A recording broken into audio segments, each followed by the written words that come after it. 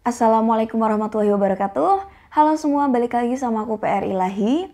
Nah, di video kali ini kita akan ngelanjutin ya untuk part 2-nya, yaitu pembahasan soal ujian mandiri di Universitas Pembangunan Nasional atau UPN Veteran. Nah, langsung aja di soal yang pertama ini dia ada hubungan kata. Yang pertama di sini ada Soekarno-Hatta, dia berhubungan dengan Indonesia. Nah, kalau Changi dia pasangannya apa? Oke, kita telaah di sini. Kalau kita tahu Soekarno-Hatta dia adalah salah satu nama bandara yang ada di Indonesia. Jadi kalau Changi dia adalah nama salah satu bandara yang ada di Singapura. Jadi jawabannya yang C. Oke, di sini kita paham ya kalau ternyata kalau hubungan kata itu nggak sekedar tahu nih ini hubungannya apa sih antara A dan B, terus C dan D. Tapi kita juga harus punya pengetahuan nih. Misal contohnya ini ya kayak nama-nama bandara beserta negara tempat dia berada. Nah, selanjutnya kita next ke nomor yang kedua. Oke teman-teman, yang di nomor kedua ini masih dengan hubungan kata, dimana di sini ada pesawat. Nah, hubungannya dia dipasangkan ya. Pasangannya adalah dengan aftur. Oke, jadi pesawat berhubungan dengan aftur. Hubungannya apa sih? Jadi aftur ini adalah bahan bakar dari apa? Dari si pesawat. Oke, berarti kita harus mencari hubungan katanya yang misal si B itu adalah bahan bakar A. Nah, yang paling tepat yang mana nih? Oke, yang paling tepat adalah B ya, sepeda motor bensin. Nah, kenapa D enggak handphone baterai? Oke, ini berarti kita lebih ke spesifik. Jadi pesawat itu adalah kendaraan. Nah, aftur itu bahan bakar. Jadi kalau aftur bahan bakar pesawat, maka bensin bahan bakar dari sepeda motor. Gitu ya. Oke, kita next ke soal yang ketiga. Nah, di sini kita masuk ke dalam persinoniman.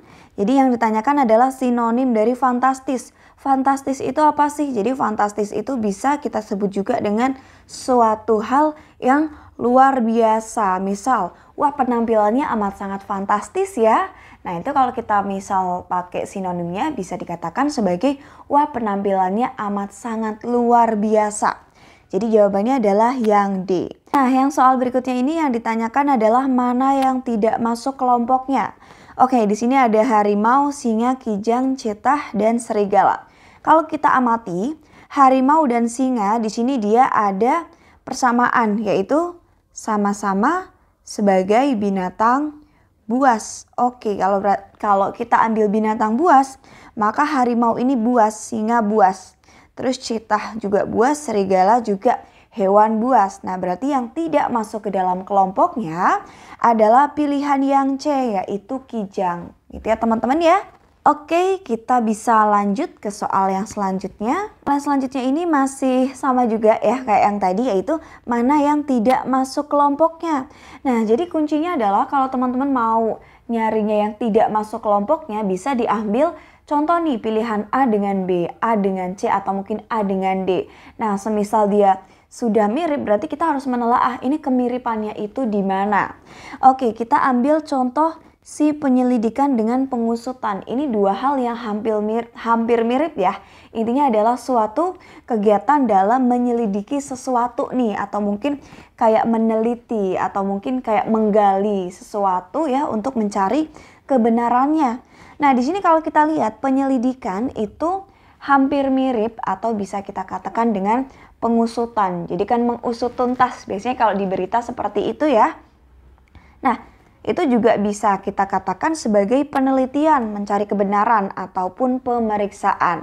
Jadi yang tidak termasuk ke dalam kelompoknya adalah penuntutan. Jadi kalau penuntutan itu kan ibaratnya mau menuntut nih, ibaratnya si ini kesalahannya ini bla bla bla bla. Nah, kita tuntut, tuntutannya itu seperti apa gitu ya.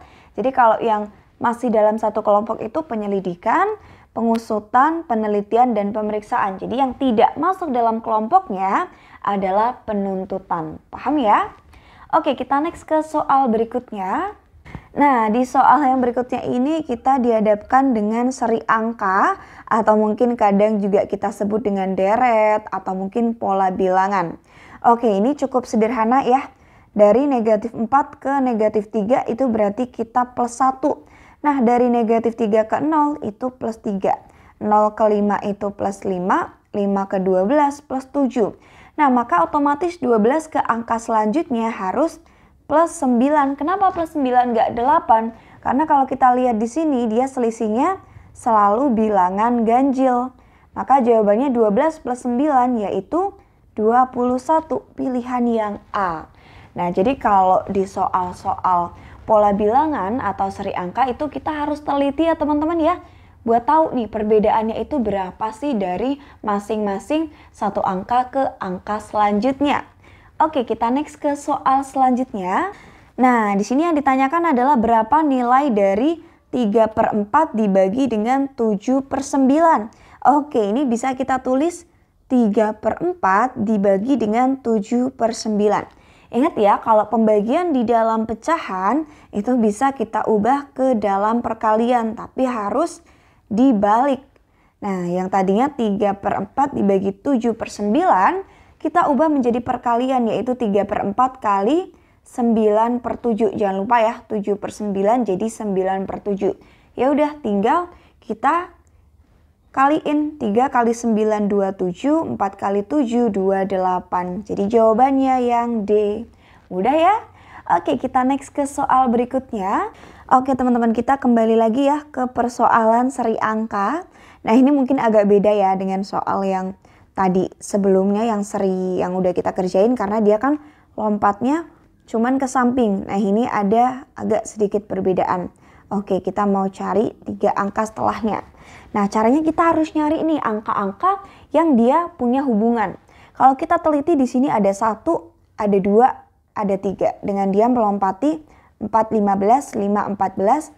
Nah, berarti harusnya ini setelah melewati 6, 13, ini harus menjadi angka 4. Karena dia polanya plus 1. Nah, gini ya. Nah, ini plus 1, ini juga plus 1. Oke, selanjutnya kita punya angka 4, 5. Nah, dia 6. Berarti harusnya berapa? Otomatis 7. Jadi dia lompatnya ngelompatin 2 angka juga. Ini plus 1. Nah, ini plus 1, otomatis dia juga plus 1. Oke, kita move ke digit terakhir ya. Ini ada 15, ada 14, ada 13. Oke, kalau kita lihat 15 ke 14 ini dikurang 1. Nah, 14 ke 13 ini kurang 1. Otomatis 13 ke angka selanjutnya dia juga harus hasil dari dikurangi 1. Angkanya adalah 12. Jadi jawabannya 4, 7, dan 12. Oke, masih cukup gampang ya. Nah, kita next ke soal selanjutnya. Oke, soal yang selanjutnya ini dia ada bentuk akar, terus ada perkalian dan juga pembagian. Agak kompleks ya, tapi nggak usah takut dulu.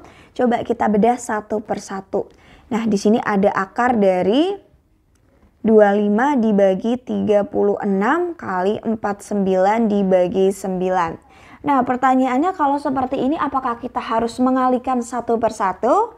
Oke, teman-teman perhatiin ya. Di sini kalau 25 itu kan bisa kita ubah menjadi 5 kuadrat. 36 itu 6 kuadrat, 49 itu 7 kuadrat, dan 9 itu 3 kuadrat. Nah, karena mereka masing-masing adalah bentuk dari suatu angka yang bisa dikuadratkan gitu ya. Nah, makanya dia bisa kita keluarkan jadi 5/6 kali 7/3. Nah, kenapa si kuadratnya hilang? Karena kan kita pertemukan dia dengan si bentuk akar ini ya, gitu. Jadi jadinya hasilnya 5/6 kali 7/3. Ya udah tinggal kita kaliin. 5 kali 7, 35. 6 kali 3 berapa? 6 kali 3, 18. Jadi jawabannya yang B. Jadi ingat ya teman-teman ya, jangan langsung dihitung. Karena kalau langsung dihitung ini jumlahnya cukup lumayan banyak. 25 kali 49. Takutnya semisal kalian ada kesalahan perhitungan itu malah jadi fatal. Oke, kita next ya ke soal berikutnya. Oke, yang berikutnya ini soalnya mengenai persen ya.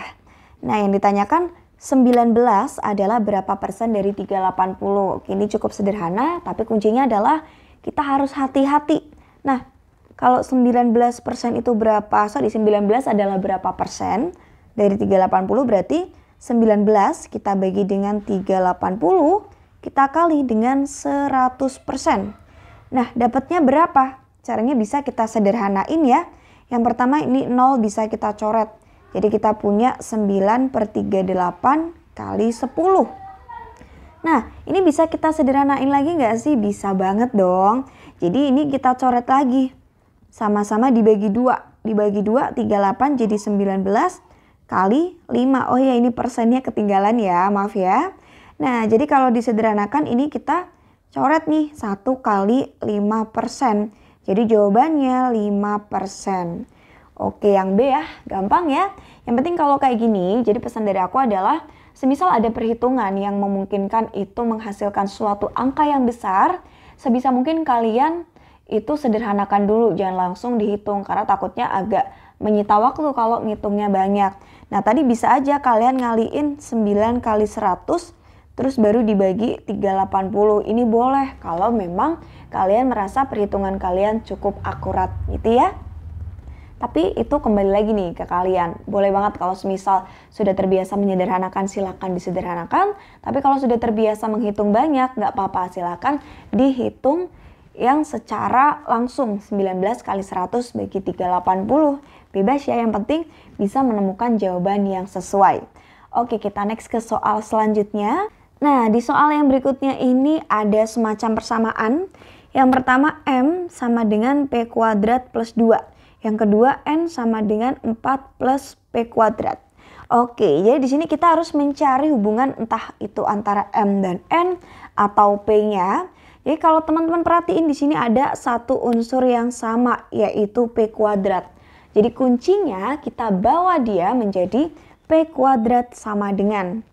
Nah, yang pertama tadi kan M sama dengan P kuadrat plus 2. Jadi bentuk lainnya adalah P kuadrat sama dengan M min 2.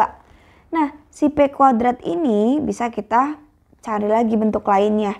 Karena N sama dengan 4 plus P kuadrat, maka P kuadrat sama dengan N min 4.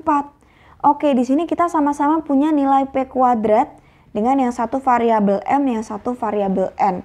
Berarti bisa kita tulis M min 2 sama dengan P kuadrat sama dengan N min 4. Kalau kita sederhanakan, kita punya hasil M min 2 sama dengan N-4. Jadi jawabannya yang C. Oke teman-teman semua, itu tadi beberapa soal ujian mandiri di UPN Veteran, yaitu Universitas Pembangunan Nasional Veteran. Buat kalian yang masih ada pertanyaan, silakan tulis aja di kolom komentar. Yuk semuanya tetap semangat ya, jangan lupa belajar dan berdoa. Sukses selalu, see you. Wassalamualaikum warahmatullahi wabarakatuh.